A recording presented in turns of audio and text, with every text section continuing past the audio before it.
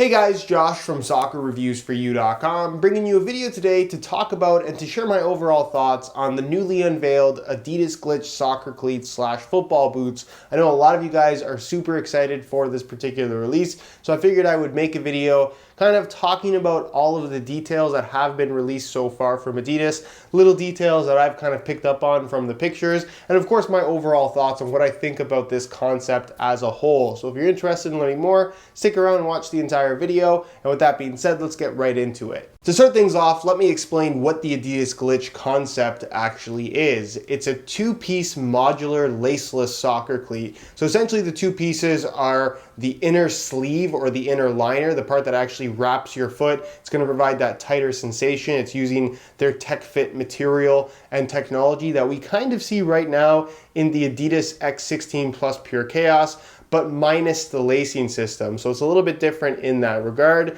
And then of course you have your second piece, which is kind of the outside shell of the shoe, the main part of the shoe. That includes the upper as well as the sole plate and studs. The inner sleeve kind of plugs into the inside of the actual outer shell, and you have the Adidas Glitch boot. So technically the inner sleeves and the outer shells are interchangeable, and they're going to offer different variations, which we have seen in the press kit. Some of the inner sleeves have different cuts towards the heel and Achilles tendon area, and then of course some of the uppers are synthetic. Some of the uppers have the little leather at the toe, and of course they all have different colorways and looks to them in general. And basically what Adidas has said is over time they're going to be releasing more and more different variants in regards to inners and outers for the two-piece modular system, which we'll get into in just a second. Now, a lot of people, because this is a modular shoe, are comparing this to Adidas's previous F50 Tunit. This is the F50.6 Tunit. 10 years old now, essentially. This is just an upper, but this was part of a three-piece system where you'd have an upper, an insole, and then the studs would actually screw in through the bottom directly into the insole. I have an F50.7 right here, so you can get a look at that as well. This is the full system, all the way intact. Now, in all honesty, this was not the most streamlined system in the world. It was a pretty heavy product, not the most flexible thing, not the most durable thing, and that's just because there was a lot of moving parts.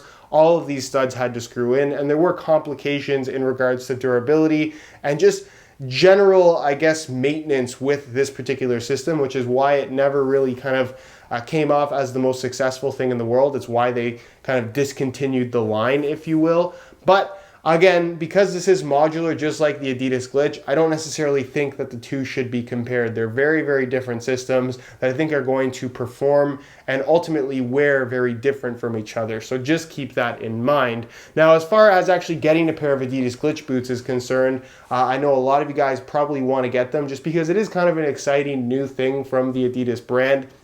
Basically, what's going on is this. In November, Adidas is going to release 250 pairs through their Adidas Glitch app, which I'm not even sure if that is available as of yet, but all 250 pairs are only going to be sold through that app in the UK and London specifically. So that area is where all 250 pairs will go as of right now. Will there be more releases in the future? They've kind of hinted at that in the press release. Where will those releases be? When will they ever be worldwide? Will this ever be a general release shoe? We really don't know the answers to those questions. For right now, they're saying that they're going to keep it very, very small. And for people who are given the opportunity to purchase a pair of these for themselves, they're kind of hinting at that you will kind of be somewhat of a person where they're going to kind of get feedback from you based on your experience with the shoes that you've purchased, and they're going to evolve the whole Adidas Glitch system from there forward. So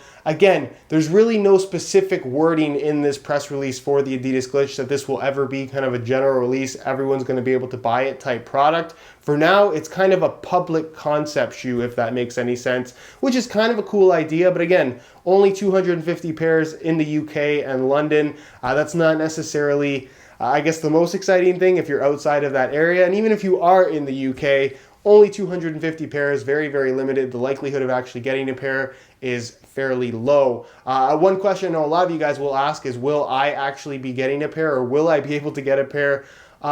Actually, I have been promised a pair by Adidas. I'm not sure if they're going to come through on that promise, but we will see. And as soon as I do get a pair, of course, there will be lots and lots of content on this YouTube channel. So stay tuned for that. Subscribe if you aren't already, so you don't miss out on SR4U Adidas Glitch content. Because like I said, they are telling me that I am going to get a pair. Not sure when, not sure how soon, but I have been promised a pair. So stay tuned for that. Next, I actually want to talk about the price of this whole system, if you will, because that's something that they really never mentioned at all in the press release. Now, when you consider that all the current top end or most expensive models from the Adidas brand at the moment retail for $300. So that's the Pure Control, Pure Chaos, and Pure Agility. You would anticipate something like the Adidas Glitch, which they're not necessarily saying is a new silo or is replacing any silos. Nonetheless, you would anticipate this shoe retailing for at least $300. I would even dare to say that it'll probably be more than $300. So with that in mind, and being that this is a modular system, meaning that they've kind of promoted this as being something where you can get a new upper and you can get a new inner kind of as you want, as they release on a regular basis. And they're not necessarily just saying that this is a performance feature, they're kind of talking about this as kind of a fashion aspect as well, where you're not necessarily buying an all new shoe, you're just replacing either the inner or outer aspect.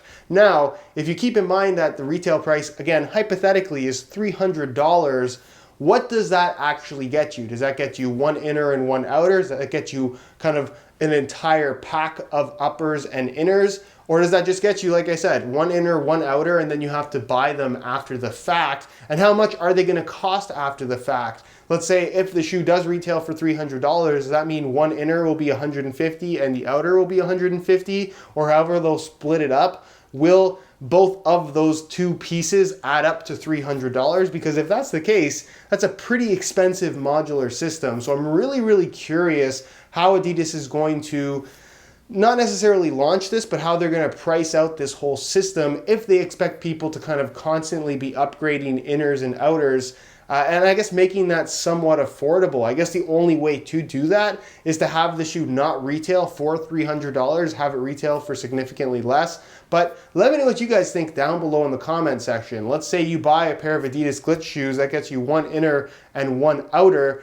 Will you spend $150 every couple months to buy a brand new outer? Because that's essentially the cost of a brand new pair of shoes. Obviously not the full $300, but it still is $150, which I would say for most people at least is a significant amount of money. So that's something that I'm really, really curious to see in the future with this Adidas Glitch system, if it does ever become a little bit more widespread. For right now, it's such a small scale that I honestly don't think it matters all that much. But again, if they do plan on making this kind of a retail regular release product, the pricing system is something that I'm really, really curious about, and just interested to see how that's actually going to work out if they expect people to kind of constantly be upgrading inners and outers of this modular system. Next, let's talk about what the Adidas Glitch actually has on offer from a performance standpoint. So obviously, because I haven't tried the shoes, I can't really talk specifically about how the shoe feels.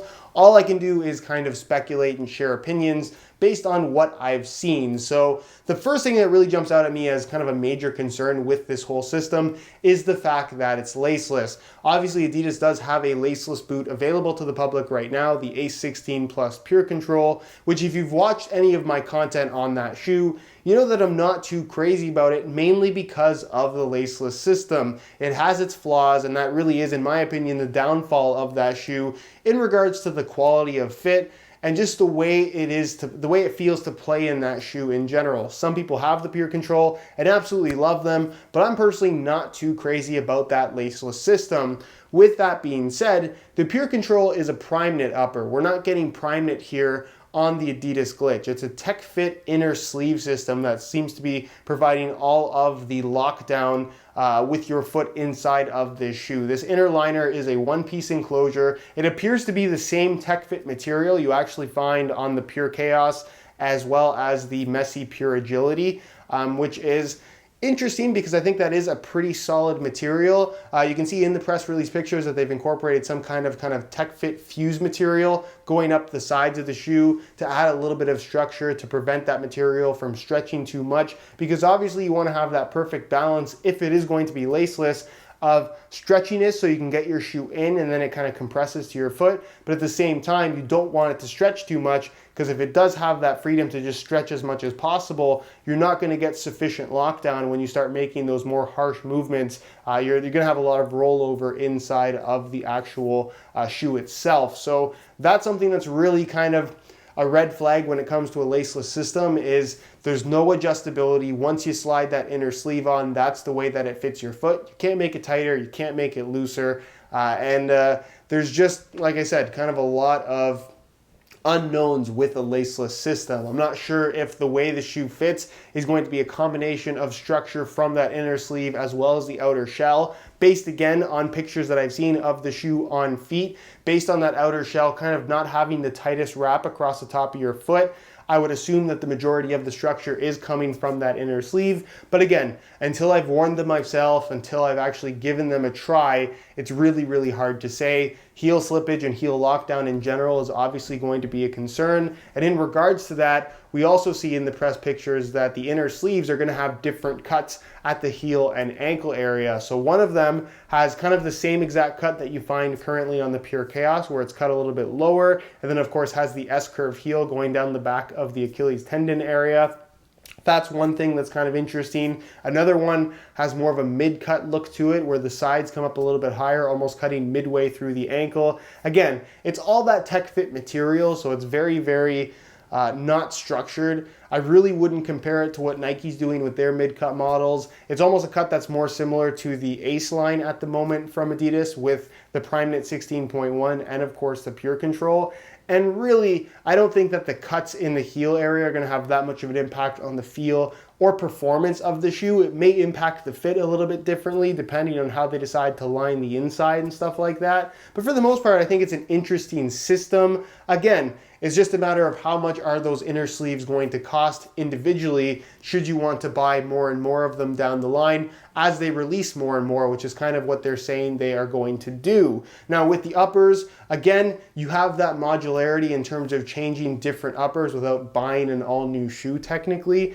Now, the uppers that they've showed are synthetic and leather. There are different synthetic variations. I can't tell if they're different physical synthetics or just different patterns to the finish of the upper for looks. I assume that is the case. The regular synthetic upper, again, reminds me a lot of what you're going to find from the Pure Chaos, whereas the leather upper variation that they showed, again, looks a lot like the leather version of the Pure Chaos that we've seen, where basically it's just the tip of the toe, the forefoot area, that is that leather material. So really, I think the Adidas Glitch is pretty much an X16 plus Pure Chaos, where you can actually remove the inside liner of the Pure Chaos, and of course minus the laces. So it's that similar kind of idea. It's just a matter of how that's actually going to perform as one combined product, because it is two individual pieces. In regards to attaching the inner sleeve to the inside of the actual shoe itself, they do have a pretty clever system by the looks of it, with these little pegs that actually exist on the bottom of the inner sleeve that kind of plug in to little slots on the inside of the actual shell, the sole plate if you will, where you have some pegs in the heel and some pegs in the forefoot. So theoretically, those pegs are just going to sit inside, and that's going to prevent the inner sleeve from sliding around the base of the sole. So that's kind of a cool idea. I think that's a pretty good system in terms of something that is not really going to break, something that's really easy to do, and something that's going to actually be pretty lightweight in terms of having a modular system, because normally when you add different parts that have to connect to each other, those connecting elements are what's going to make the weight of the shoe go up, which is why the F52 knit system was kind of on the heavier side. I don't necessarily think we're going to have that with this Adidas Glitch shoe. I really think that the weight is probably going to be pretty similar to that of an X16 plus Pure Chaos. In the 7 to 8 ounce range would kind of be my prediction. But again, only time will tell until I actually have a pair in my hands. I can't really say. They didn't really say anything in the press release. And then the last thing worth mentioning is the actual, I guess, stud patterns, which they showed a firm ground stud pattern and they showed a soft ground stud pattern, but only one of each. There's really no variation in regards to stud patterns so far, which I think is something that would be kind of an attractive thing if you're doing a modular system. I think it'd be really cool not only to have the ability to get a new upper for your shoe, but I think it'd be pretty cool to have a different upper with a completely different stud pattern as well. Now, again, with this peg system, I think they are more or less locked in terms of having certain studs in certain positions, because that's the only place where they can actually put those slots for the inner sleeve to kind of plug into the outer of the shoe. But for right now, it appears to be only one firm ground stud pattern that's available, which is pretty much the same layout we have right now from the Adidas brand. Not a big deal, but I think something that perhaps they do have some room to play around with in the future, at least in terms of giving us some variety, not only with the uppers, but also with the stud patterns. All right, guys, that is it for my thoughts on the Adidas Glitch. Like I mentioned earlier in the video, I am supposed to be getting a pair. I'm not sure how soon that will be, but stay tuned to the channel if you are interested in some more Adidas Glitch content. Because like I said, as soon as I get them, there will be quite a few videos going up on the channel explaining absolutely everything in regards to fit, feel, and performance. Now, if you have any questions at all regarding the Adidas Glitch or just what I talked about in general in this video, leave them down below in the comment section and I definitely will get an answer out to you. If you enjoyed today's video, found it helpful and informative, be sure to support it with a like. Subscribe if you haven't already for daily videos on all the latest and greatest soccer gear. You can find all of my social media information linked in the description as well. And other than that, guys, hope you enjoyed today's video. And as always, thanks for watching.